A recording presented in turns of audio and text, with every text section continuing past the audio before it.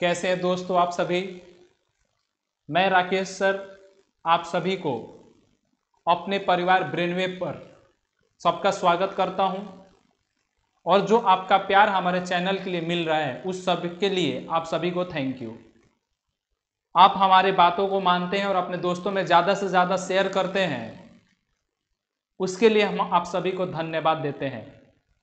और हम लोग ग्रुप डी का जो रेलवे ग्रुप डी है उसकी सिलसिला हम लोग शुरू किए हैं और उस पर हम लोग चर्चा कर रहे हैं। सब्जेक्ट अलग अलग चैप्टर्स जो हैं उनको पढ़ाया जा रहा है। फिजिक्स में हम लोग बहुत सारे चैप्टर्स को पढ़े हुए हैं, जैसे अपने पास है इकाई और बीमा, सदिश राशि, अदिश राशि।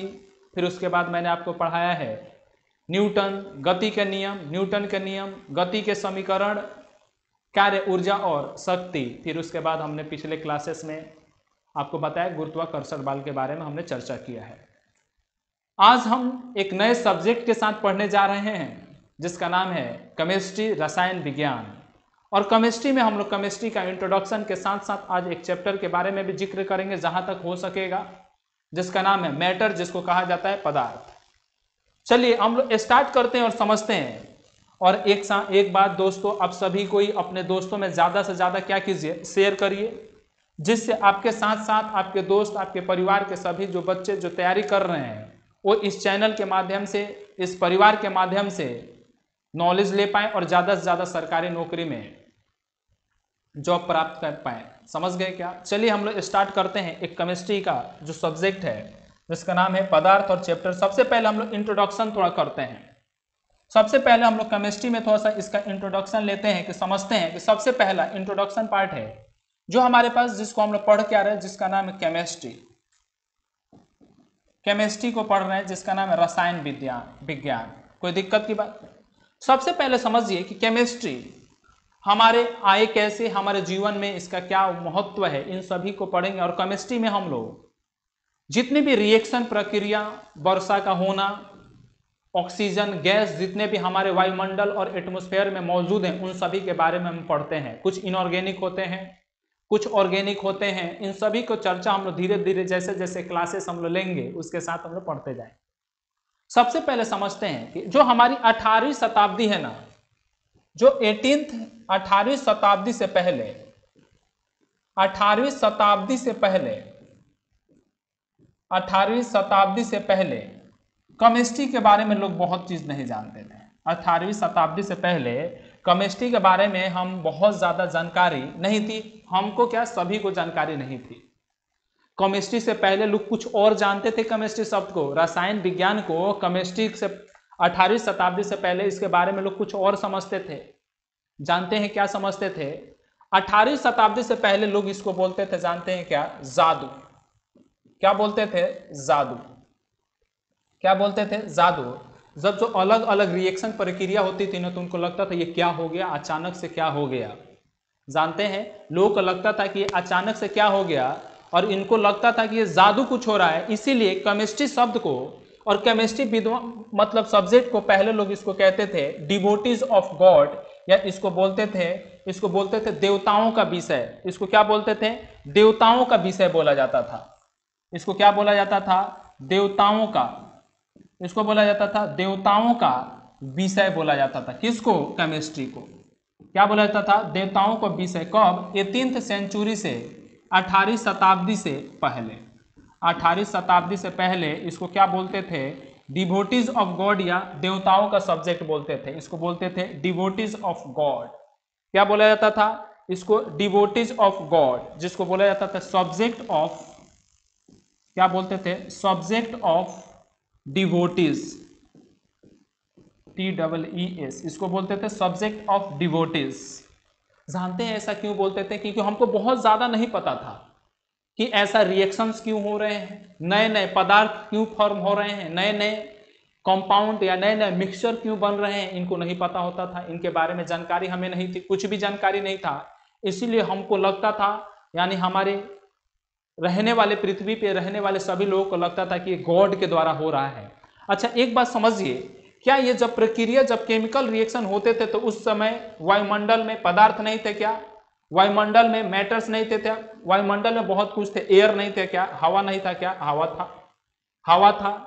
कोई एलिमेंट नहीं थे क्या? सारे एलिमेंट मौजूद थे। धीरे धीरे एलिमेंट्स की क्या हुई? खोज हुई।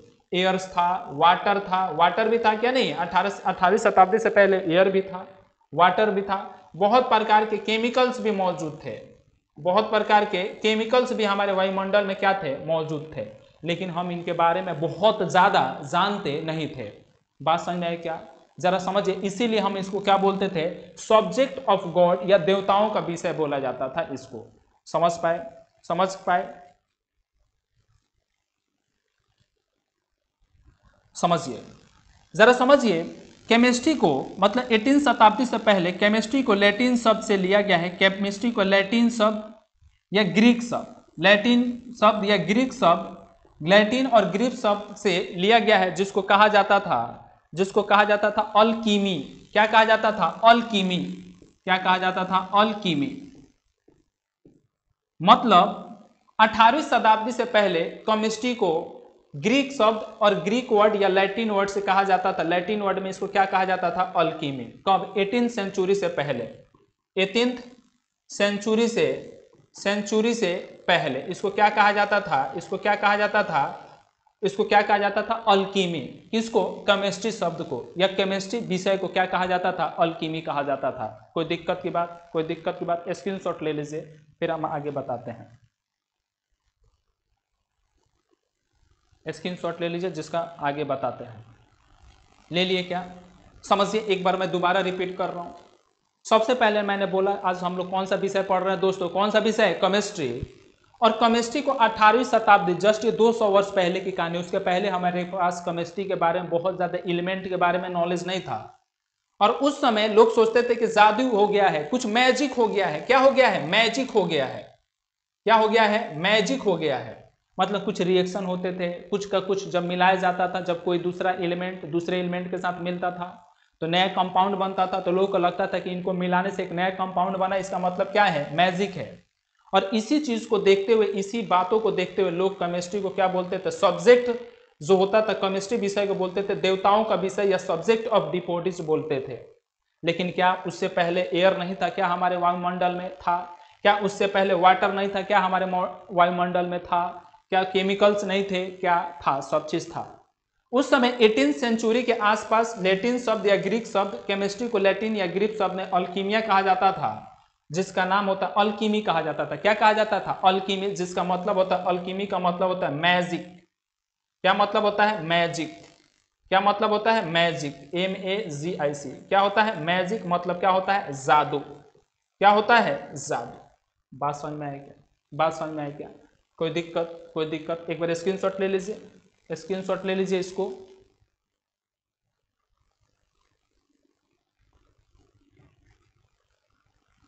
ले लिए क्या?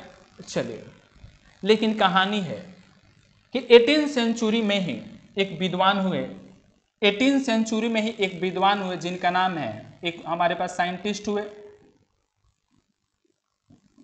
एक हमारे साइंटिस्ट हुए जिनका नाम है Antoine L Lavoisier. Antoine N Lavoisier. Antoine L Lavoisier ने कहा कि भाई केमिस्ट्री देवताओं का सब्जेक्ट नहीं है। केमिस्ट्री शब्द में हम जादू का नहीं पढ़ते हैं। केमिस्ट्री सब्जेक्ट में हम जादू वादू ऐसा कुछ नहीं होता है। और इन्होंने कहा कि केमिस्ट्री शब्द एक इजिप्ट से लिया गया शब्द से बना है। केमिस्ट्री एक इजिप्ट से लिया गया शब्द से बना है, जिसका नाम होता है कीमिया। क्या नाम होता है? कीमिया। जिसका नाम क्या होता है? कीमिया। जिसका नाम क्या होता है? कीमिया। इन्होंने कहा कि केमिस्ट्री इजिप्ट के एक शब्द से लिया गया है जिसका नाम होता है कीमिया। और कीमिया का मतलब होता है, जिसका मतलब होता है ब्लैक मैटर। क्या मतलब होता है? Black matter. ब्लैक मैटर, जिसका मतलब होता है काला पदार्थ। क्या मतलब होता है? काला पदार्थ। बात समझ में आए क्या? क्या मतलब होता है? काला पदार्थ। यानी एल लेवोजियर ने, जब जो लोग जादू टोना में विश्वास रखते थे उसको केमिस्ट्री को बोलते थे, क्या बोलते थे कि एक देवताओं का विषय है। उन्होंने एल लेबोजियर साहब ने 18वीं सेंचुरी में कहा कि भाई ये देवताओं का विषय नहीं है। केमिस्ट्री का मतलब होता है इजिप्ट शब्द में जिसका नाम होता है कीमिया, और कीमिया का मतलब होता है क्या, काला पदार्थ या ब्लैक मैटर। और इनका जो पहला बार योगदान रहा केमिस्ट्री के क्षेत्र में, और तब लोगों का विचार बदला केमिस्ट्री के विषय को लेकर, और इसी बात को लेकर केमिस्ट्री मतलब एल लेबोजियर साहब को एंटोनियो एल लेबोजियर साहब को केमिस्ट्री का पिता कहा जाता है।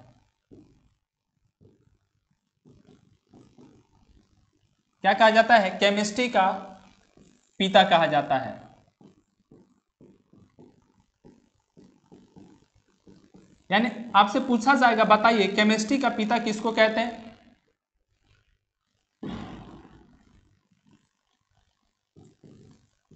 आपसे पूछा जाएगा कि केमिस्ट्री का पिता किसको कहते हैं। पिता मतलब जनक भी, ऐसा नहीं टेंशन लेना है, पिता की जगह पे बहुत बार जनक भी आता है। पिता की जगह पे क्या आता है, जनक। किसको कहा जाता है, लेबोजियर साहब को, क्योंकि इन्होंने पहला बार लोगों के दिमाग में भरा है कि केमिस्ट्री देवताओं का विषय नहीं है। समझ पाए क्या, समझ पाए क्या? कब, 18वीं सेंचुरी के आसपास, समझ गया ना। और इन्होंने कहा कि केमिस्ट्री इजिप्ट शब्द कीमिया से बना है, जिसका मतलब होता है काला पदार्थ, जिसका मतलब क्या होता है, काला पदार्थ। और इन्होंने कहा कि पदार्थ के बारे में कहा कि केमिस्ट्री का परिभाषा इन्होंने दिया, केमिस्ट्री का इन्होंने परिभाषा दिया और कहा कि केमिस्ट्री में हम लोग पदार्थ के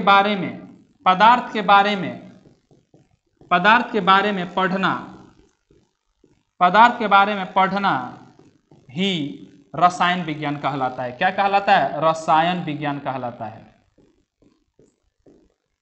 क्या कहलाता है, रसायन विज्ञान कहलाता है, रसायन विज्ञान कहलाता है। समझ पाए क्या? अभी मैं सब याद करा दूंगा आपको, यहीं समझिए। इन्होंने केमिस्ट्री का डिफाइन या परिभाषा किया, केमिस्ट्री को डिफाइन करते हुए कहा कि पदार्थ के बारे में पढ़ना ही क्या कहलाता है, रसायन विज्ञान कहलाता है। बात समझ में आई क्या, समझ में आया क्या? इसको स्क्रीनशॉट ले लीजिए, स्क्रीनशॉट लीजिए।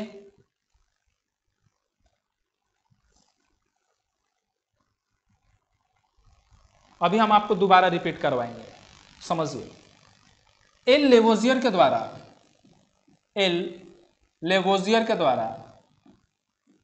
एक बुक लिखा गया, इनके द्वारा एक बुक लिखा गया जिसका नाम है द एलिमेंट ऑफ केमिस्ट्री। एक इनके द्वारा बुक लिखा गया, क्या लिखा गया, जिसका नाम क्या है, द एलिमेंट ऑफ केमिस्ट्री। यानी लेबोजियर साहब ने एक पुस्तक लिखा जिसका नाम है द एलिमेंट ऑफ केमिस्ट्री, और इन्होंने केमिस्ट्री के 2 एलिमेंट के बारे में नामकरण भी किया। इन्होंने 2 एलिमेंट है जिसका नाम है ऑक्सीजन और सिलिकॉन।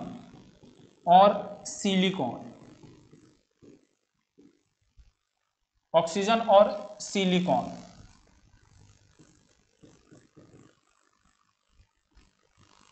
ऑक्सीजन और सिलिकॉन का इन्होंने क्या किया, नामकरण किया। क्या किया इन्होंने, ऑक्सीजन और सिलिकॉन का क्या किया, नामकरण किया। बात समझ में आया क्या?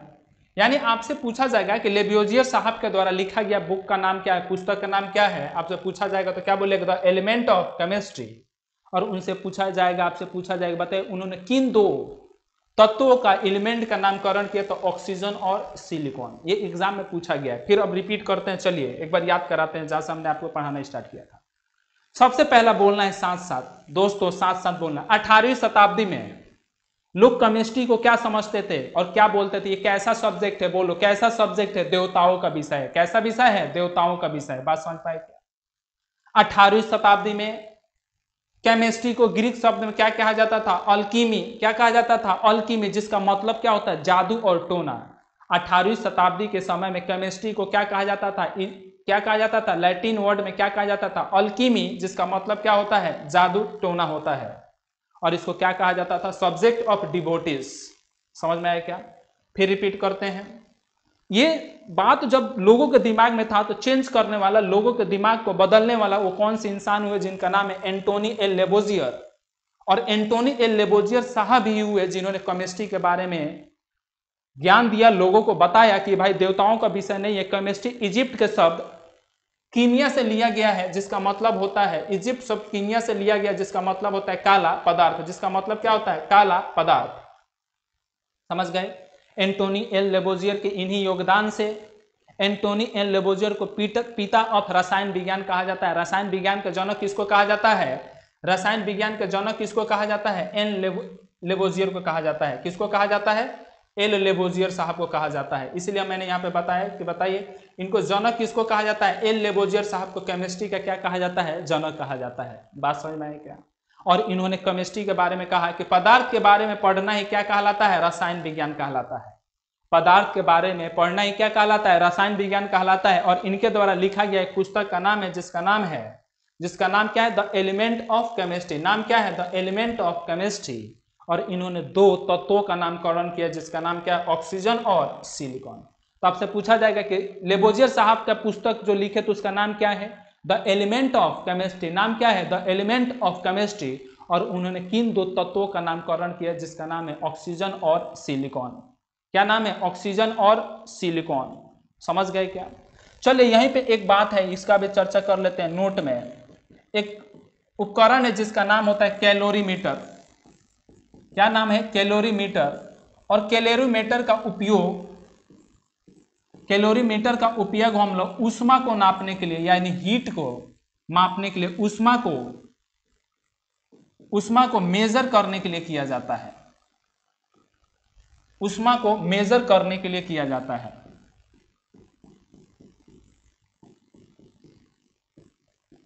ऊष्मा को मेजर करने के लिए किया जाता है। आपसे पूछा जाता है कि बताइए कैलोरीमीटर का प्रयोग हम क्यों करते हैं। तो कैलोरीमीटर का प्रयोग हम लोग किसी भी वस्तु के ऊष्मा को मापने के लिए करते हैं। किसका प्रयोग, कैलोरीमीटर एक ऐसा उपकरण है जो किसी भी वस्तु के ऊष्मा को क्या करके देता है, माप कर देता है। समझ में आया यहाँ पे कहानी। चलिए इस स्लाइड का स्क्रीनशॉट ले लीजिए।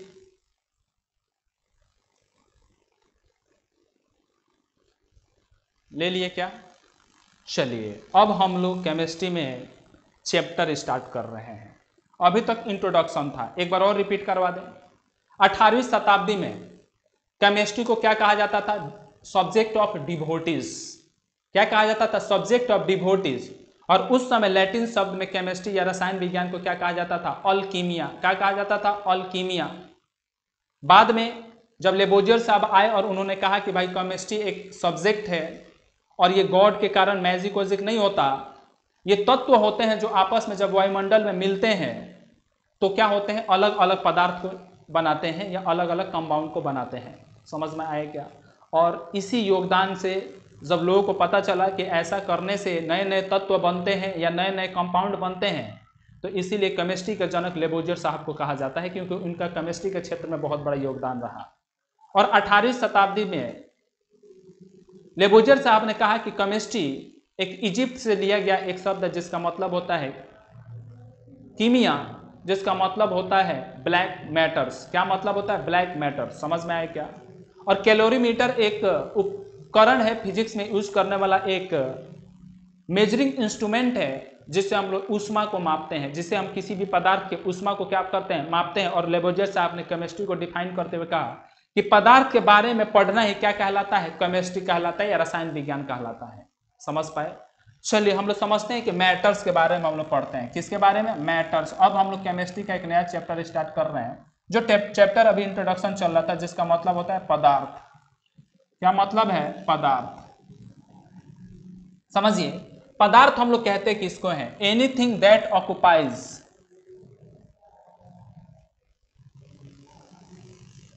a space and occupy a space and have mass। ये हमारा केमिस्ट्री का क्या है, डिफिनीशन है।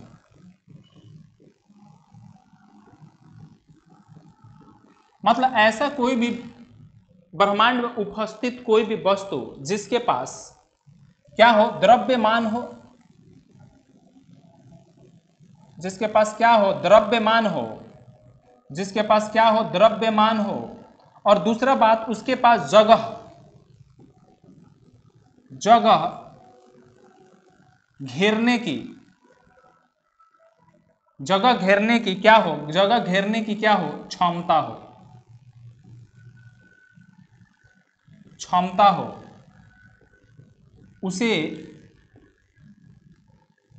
उसे क्या कहा जाता है? पदार्थ कहा जाता है।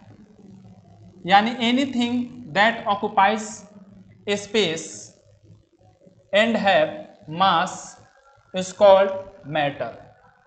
जिसके पास द्रव्यमान हो, द्रव्यमान मतलब हो, जिसका मतलब होता है मास। क्या मतलब होता है? मास। यानी ऐसा कोई भी ब्रह्मांड में उपस्थित कोई भी थिंग्स हो जिसके पास द्रव्यमान के साथ साथ जगह घेरने की काबिलियत हो या जगह घेरने की क्षमता हो, उसे क्या बोलते हैं? मैटर। अब समझते हैं उदाहरण। अगर एग्जाम्पल आप देखिएगा तो एग्जाम्पल जरा समझते हैं। ये मार्कर मतलब ये पेन, ये डिजिटल बोर्ड, ये डिजिटल बोर्ड, हमारे स्टूडियो में मौजूद कैमरा, फैन, एसी इत्यादि सभी चीज क्या है? मैटर्स हैं। देखिए जरा, पेन के पास द्रव्यमान है क्या? इस मार्कर के पास द्रव्यमान है? हाँ है। इसको कहीं रखेंगे तो ये जगह घेरेगा क्या? हाँ घेरेगा। ये डिजिटल बोर्ड के पास क्या द्रव्यमान है क्या? हाँ है। क्या ये रखे हैं तो जगह घेरा है क्या? हाँ। कैमरा जो हमारे स्टूडियो में लगा है उसका क्या द्रव्यमान है क्या? हाँ है। कुछ स्पेस ऑक्युपाई किया है? हाँ। क्या ये पेन, ये पंखा, ये एसी, ये रिमोट, ये लाइट, ये ट्यूबलाइट, ये सभी क्या हैं? एक प्रकार के क्या हैं? क्या हैं? मैटर्स हैं। लेकिन जरा समझिए एक और चीज जो मैटर्स नहीं है, नॉट मैटर्स, इसको समझना पड़ेगा। जो मैटर्स नहीं है उसको समझते हैं नॉन मैटर, नॉट मैटर।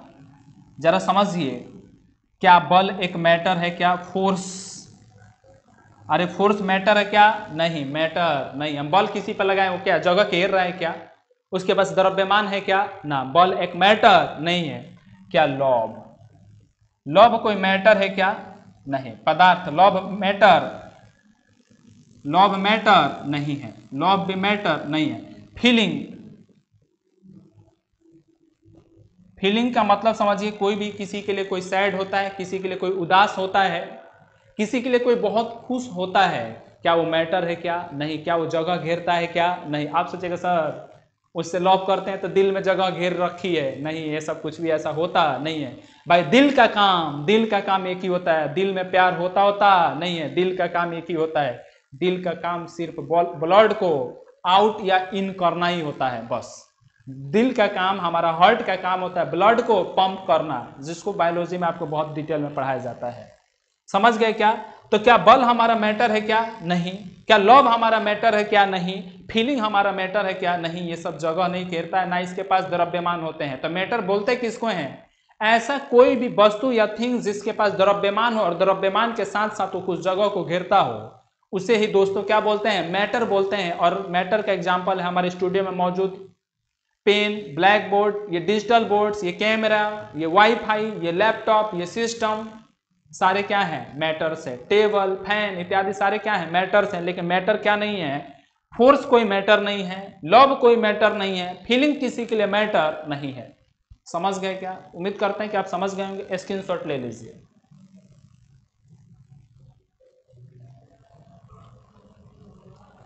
अच्छा हाँ, एक चीज और बता दे रहे हैं। मेरे से बच्चे पूछते रहते हैं ऑफलाइन क्लास में कि सर एक बात बताइए ना। हम बोलते हैं बताओ ना, पूछो ना। क्या आप पूछता है सर एयर मैटर है क्या? एयर इज मैटर और नॉट? एयर इज मैटर और नॉट? क्या हमारे पास जो हवा है पदार्थ है कि नहीं? हवा पदार्थ है या नहीं? अभी मैं बताऊंगा। इसके बारे में समझते हैं कि पदार्थ है कि नहीं। भाई हवा पदार्थ है, यस। इसका एग्जाम्पल क्या होगा? Yes air is matter. हम क्या लिखेंगे? यस एयर इज मैटर, अभी मैं बताऊंगा। यस, एयर इज मैटर, हाँ हवा पदार्थ है। इसका एग्जाम, हाँ क्या है लिखेंगे, हाँ हवा पदार्थ है, अभी बताएंगे। आप सोच रहे हैं सर हवा तो जगह नहीं घेरता, क्यों नहीं घेरता? अच्छा एक बात समझिए, बैलून आप फुलाते हैं, बैलून का आप वजन पहले कर लीजिए और फुलाने के बाद वजन आप करिए, तो पाइएगा बैलून, हवा बैलून को क्या कर देता है, फुला देता। अगर उसके पास द्रव्यमान नहीं होता और वो जगह नहीं घेरता तो बैलून को फुला पाता है क्या? जब वो बैलून को फुला दे रहा है, इसका मतलब बैलून के अंदर कुछ ना कुछ हवा जगह को क्या कर रहा है, ऑक्युपाई कर रहा है, घेर रहा है। और जरा समझिए, एक बार खाली बैलून का वजन कर लीजिए, एक बार बैलून भर के वजन कर लीजिएगा, देखिएगा कुछ ना कुछ द्रव्यमान में अंतर आएगा। इसका मतलब हवा के पास दोनों चीजें क्या क्या है, मास भी है, द्रव्यमान भी है, और ये क्या करता है, स्पेस को भी क्या करता है, ऑक्युपाई कर लेता है। यानी मास के साथ साथ क्या करता है, ये स्पेस को भी क्या कर लेता है, ऑक्युपाई कर लेता है। इसीलिए बोलेंगे हवा एक प्रकार का क्या है, पदार्थ है। समझते? हमारे घरों में जो घर में सिलेंडर यूज होता है, एक प्रकार का क्या है, वो गैस है, एक प्रकार का क्या है, गैस है। और एयर भी एक प्रकार का क्या है दोस्तों, एयर भी एक प्रकार का क्या है, गैस है। अच्छा एक बात समझिए, हमको कहा जाता है कि सिलेंडर में आप 15 लीटर गैस भर सकते हैं, मतलब हमारे जो घरों में रसोइयों में यूज होता है। अच्छा एक बात समझिए, अगर हवा द्रव्यमान और हवा जगह को नहीं घेरता तो हम सिलेंडर में जितना चाहे उतना गैस भर लेते और जब तक मन करता तब तक यूज कर लेते हैं। इसका मतलब सिलेंडर के पास एक लिमिटेशन होती है, सिलेंडर के पास दोस्तों एक लिमिटेशन होती है कि उससे ज्यादा हम हवा को भर नहीं सकते, मतलब गैस को नहीं भर सकते। इसका मतलब क्या है कि हवा जगह के साथ साथ उसके अंदर भी क्या होता है, द्रव्यमान होता है। इसीलिए हम एयर को क्या बोलते हैं, मैटर बोलते हैं। एयर एक प्रकार का क्या है, मैटर है। समझ गए क्या? स्क्रीनशॉट ले लीजिए, बहुत बार एग्जाम में पूछता है। समझ गए? चलिए हम थोड़ा सा आगे की कहानी पढ़ते हैं और समझते हैं। कहानी हमारा यह है कि एक व्यक्ति है जो एक विद्वान है जिनका नाम है जॉन डाल्टन। एक विद्वान है जिनका नाम है जॉन डाल्टन साहब।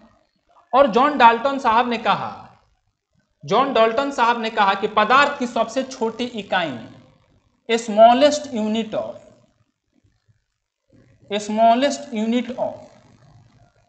Atom, smallest unit of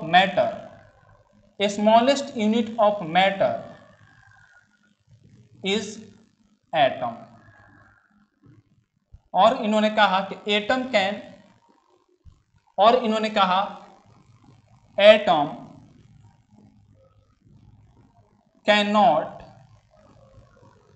cannot be further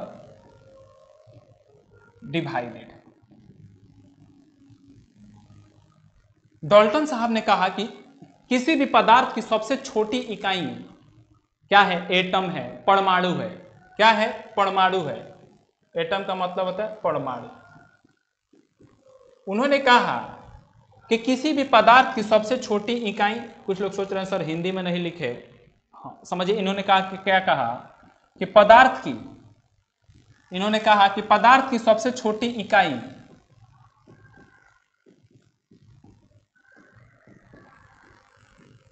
सबसे छोटी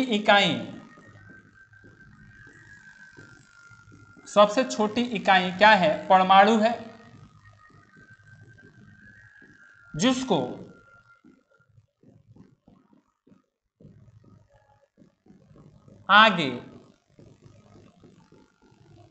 आगे नहीं तोड़ा जा सकता है। जिसको आगे नहीं तोड़ा जा सकता है। ये हिंदी में लिख दिया मैंने, लो।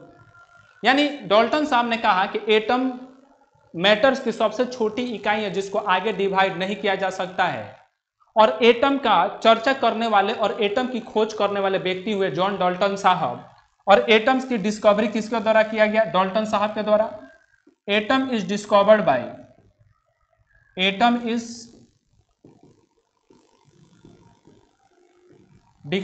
Bye John Dalton.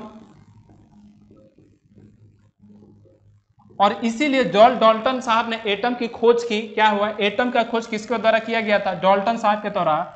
इसीलिए कहा जाता है कि डाल्टन साहब को इसीलिए कहा जाता है डाल्टन साहब को इसीलिए कहा जाता है कि फादर ऑफ एटम कहा जाता है। क्या कहा जाता है? फादर ऑफ एटम्स कहा जाता है। फादर ऑफ क्या कहा जाता है? एटम, जिसको कहा जाता है परमाणु का जनक कहा जाता है। किसको? डाल्टन साहब को। किसको कहा जाता है? डाल्टन साहब को। डाल्टन साहब को, यानी एटम के बारे में खोज करने वाले कौन से विद्वान हुए जिनका नाम है डाल्टन, जॉन डाल्टन साहब, इसीलिए उनको पिता कहा जाता है, एटम का जनक या पिता कहा जाता है। समझिए, कहानी मैंने बताया, अभी मैंने आपको क्या क्या बताया, अभी दोबारा रिपीट कर दे रहे हैं, थोड़ा सा याद भी हो जाएगा। हमने कहा कि मैटर क्या है? मैटर क्या है? तो जो भी ब्रह्मांड में उपस्थित जो वस्तुएं हैं जिनके पास द्रव्यमान के साथ साथ जगह घेरने की काबिलियत हो या क्षमता, उन्हें ही क्या कहते हैं? मैटर कहते हैं। जैसे पेन, कलम, डेस्क बोर्ड, टेबलेट इत्यादि, फोन, मोबाइल, एयरफोन, ये सभी क्या हैं? मैटर हैं। लेकिन फीलिंग, लव और हमारे पास क्या है? फोर्स, ये कोई भी मैटर नहीं है, क्योंकि इनके पास जगह नहीं होती, जगह घेरते ये नहीं है। समझिए। फिर मैंने बताया, पूछा जाता है एग्जाम में, क्या एयर मैटर है? क्या हाँ है। और भरोसा नहीं होता तो आप सिलेंडर में एयर को क्या करिए? कैप्चर करिए, बाहर को एयर को भरिए। आप देखिए कि एयर जगह को क्या करता है? घेरता भी है और कुछ ना कुछ द्रव्यमान भी होता है। इसलिए हम बोलते हैं कि यस, हवा क्या है? हमारा एक प्रकार का पदार्थ है। और आगे हमारे पास डाल्टन साहब आए और बोले कि एटम पदार्थ का सबसे छोटी इकाई है जिसको आगे चलकर डिवाइड नहीं किया जा सकता। और उन्होंने बताया कि एटम्स के बारे में कहा कि वो सबसे छोटी इकाई है, इसीलिए उनको एटम का जनक या परमाणु का क्या कहा जाता है? जनक कहा जाता है। जरा समझिए, लेकिन इनकी कहानी गलत हुई। एटम आगे चलकर डिवाइड भी हुआ। एटम आगे चलकर क्या हुआ? डिवाइड हुआ। और एटम्स में ये कहा गया कि एटम्स जो पदार्थ होते हैं, तो एटम के अंदर एक क्या होता है? नाभिक होता है। एटम के अंदर क्या होता है? नाभिक। एटम के अंदर क्या होता है? नाभिक भी होता है। और इस नाभिक के अंदर क्या होते हैं? न्यूट्रॉन भी होते हैं और क्या होते हैं? प्रोटॉन भी होते हैं। ये पी है, न्यूट्रॉन और प्रोटॉन होते हैं। और इसके चारों तरफ इलेक्ट्रॉन क्या कर रहे होते हैं? अपने अपने कक्ष में, ये क्या है? कक्ष है। क्या है ये? कक्ष में क्या लगाते हैं? चक्कर लगाते हैं, जिसको कहा जाता है सेल। क्या कहा जाता है? सेल। यानी जब एटम को आगे जब फर्दर स्टडी किया गया और एटम के बारे में चर्चा किया गया, तो देखा गया कि एटम आगे भी डिवाइड हुआ। और एटम डिवाइड हुआ जिसको कहा जाता है न्यूट्रॉन। न्यूट्रॉन में डिवाइड हुआ। फिर अपने पास डिवाइड हुआ प्रोटॉन में। प्रोटॉन में डिवाइड हुआ। फिर डिवाइड हुआ किस में? इलेक्ट्रॉन में। किस में डिवाइड हुआ? इलेक्ट्रॉन। यानी न्यूट्रॉन, प्रोटॉन और इलेक्ट्रॉन में हमारा एटम आगे चलकर डिवाइड हुआ। और डाल्टन साहब ने कहा था कि एटम आगे चलकर डिवाइड नहीं हो सकता, इसीलिए इनकी थ्योरी क्या हो गई? डाल्टन साहब की थ्योरी क्या हुई? गलत हुई। डाल्टन साहब की क्या हुई? थ्योरी क्या हुई? गलत हो गई। जो इन्होंने थ्योरी दिया था कि आगे एटम डिवाइड नहीं हो सकता, क्या हुआ? गलत हुआ। और जरा समझिए, जो नाभिक होता है ना, वो एटम का लगभग 1,00,000 गुना छोटा होता है। जो नाभिक होता है ना, जो नाभिक अपना होता है ना, नाभिक जिसको कहते हैं न्यूक्लियस, 1,00,000 गुना क्या होता है? छोटा होता है। किससे? एटम से। किससे? छोटा एटम से होता है। एटम से होता है। ये बात समझ में आई क्या? अरे हाँ कि ना? यानी जो हमारा नाभिक है, जो न्यूक्लियस है, एटम से लगभग 1,00,000 गुना क्या होता है? छोटा है। और न्यूटन साहब ने कहा था कि सबसे छोटी इकाई। इसीलिए इनकी थ्योरी क्या हुई? गलत हुई। गलत हुई। अब हम लोग आगे मैटर्स के बारे में पढ़ते हैं। समझिए, मैटर्स 5 अवस्थाएं में पाई जाती हैं। आपसे पूछा जाएगा कि मैटर की कितनी अवस्थाएं हैं, तो मैटर की 5 अवस्थाएं में पाई जाती हैं। और इसको हम लोग स्लाइड से पढ़ लेंगे। मैटर कितनी अवस्थाएं में पाई जाती हैं? 5 अवस्था में, जिसको कहा जाता है ठोस, जिसको क्या कहा जाता है? ठोस, जिसको कहा जाता है सॉलिड। क्या कहा जाता है? सॉलिड।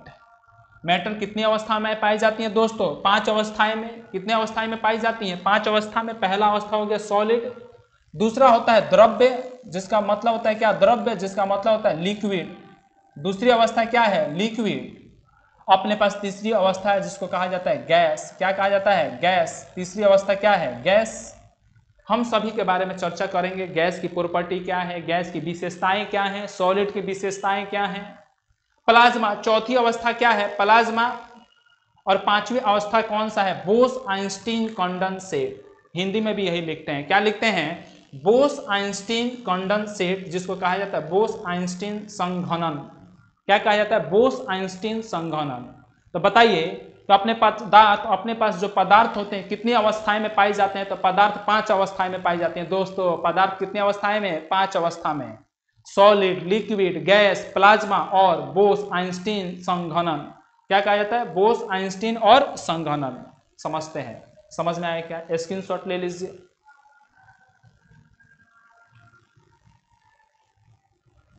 ले लिए क्या स्क्रीनशॉट? चलिए, अब इनके बारे में हम आराम आराम से बारी बारी करके क्या करेंगे? समझेंगे। सबसे पहले आज समझते हैं कि ठोस किसको बोलते हैं। सबसे पहले समझते हैं कि ठोस किसको बोलते हैं। चलिए, हम लोग पढ़ते हैं कि ठोस किसको बोलते हैं। समझिए, ठोस पदार्थ की परिभाषा। ठोस वह पदार्थ होता है जिसका आकार और आयतन निश्चित होता है, जिसका आकार शेप एंड साइज क्या होता है? फिक्स होता है, जिसका शेप एंड साइज क्या होता है? फिक्स होता है। शेप एंड साइज क्या होता है? फिक्स होता है। ऐसा कुछ भी, ऐसा कोई भी मैटर जिसका आकार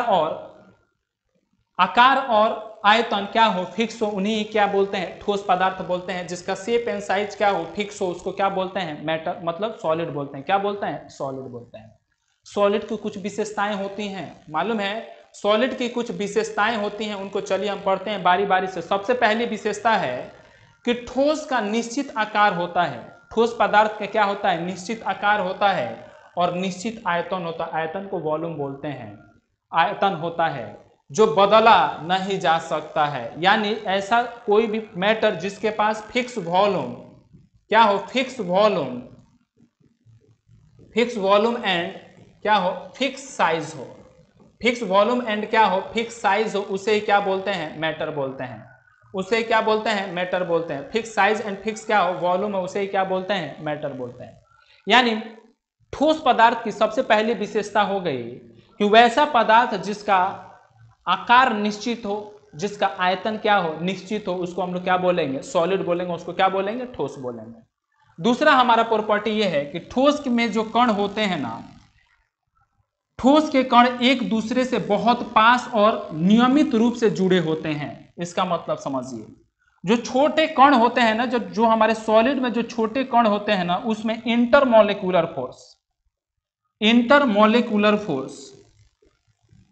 इंटरमॉलिक्यूलर फोर्स क्या होता है? ज्यादा होता है, मोर होता है। क्या होता है? ज्यादा होता है। जिससे जो इसके पार्टिकल्स होते हैं ना, वो क्या रहते हैं? क्लोजली पैक्ड रहते हैं। क्या रहते हैं? क्लोजली पैक्ड रहते हैं। जिससे इसके पार्टिकल्स क्या होते हैं? क्लोजली पैक्ड रहते हैं। क्या रहते हैं? क्लोजली पैक्ड रहते हैं। बात समझ में आया क्या? इसीलिए इसका आकार भी क्या रहता है? फिक्स रहता है।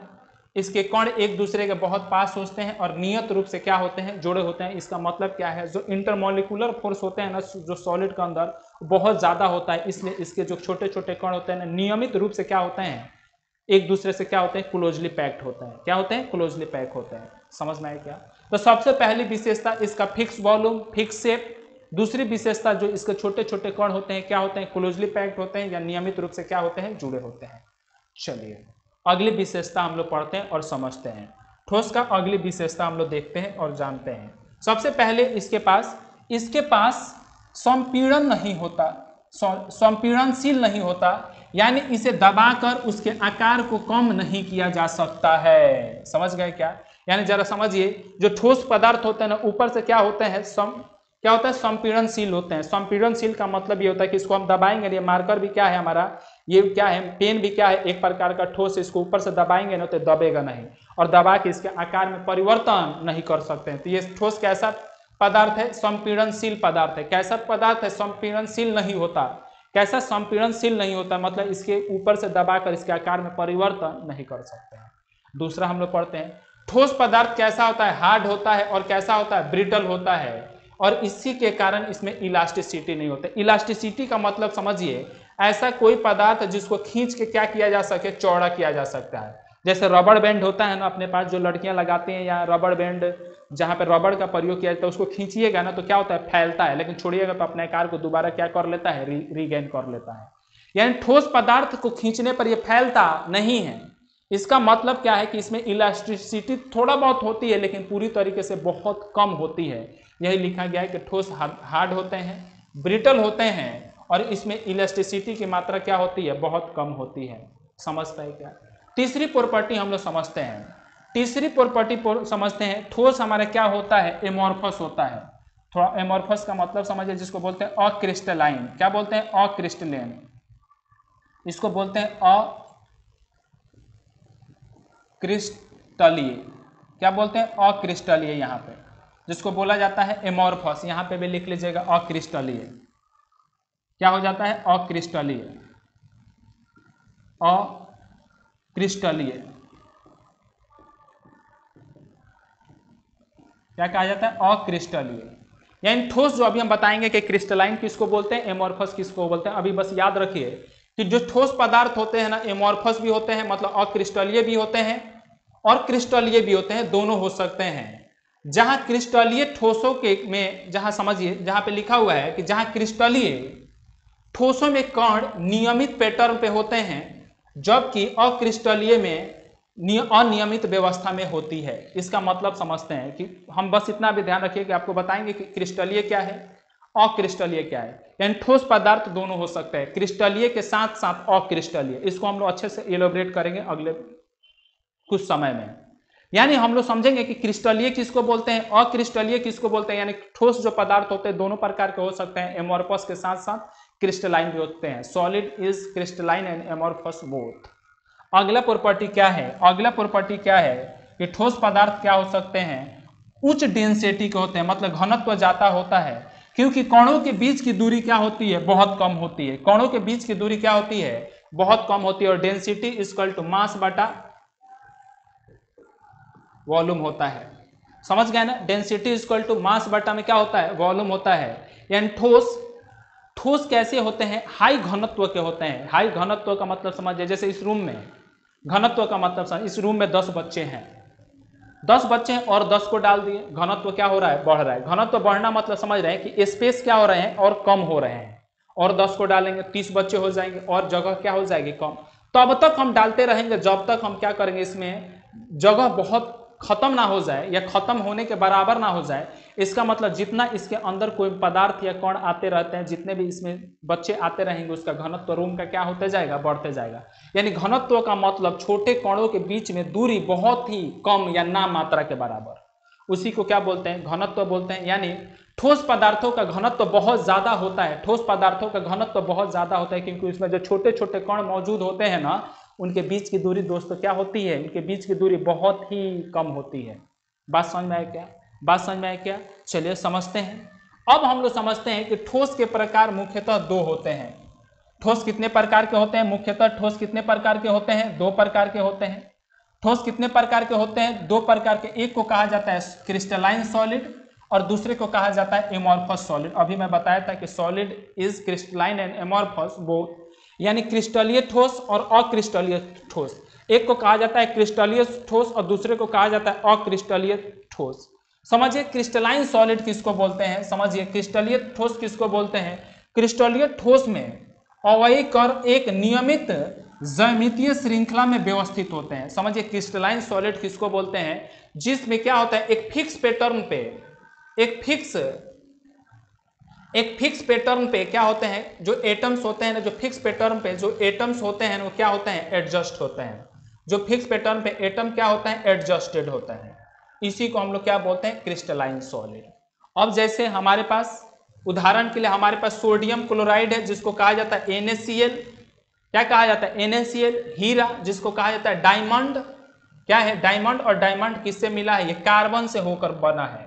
डायमंड की मैन्युफैक्चरिंग किससे हुई है, डायमंड किससे मिलकर, कौन से तत्वों से मिलकर बनता है, कार्बन तत्वों से।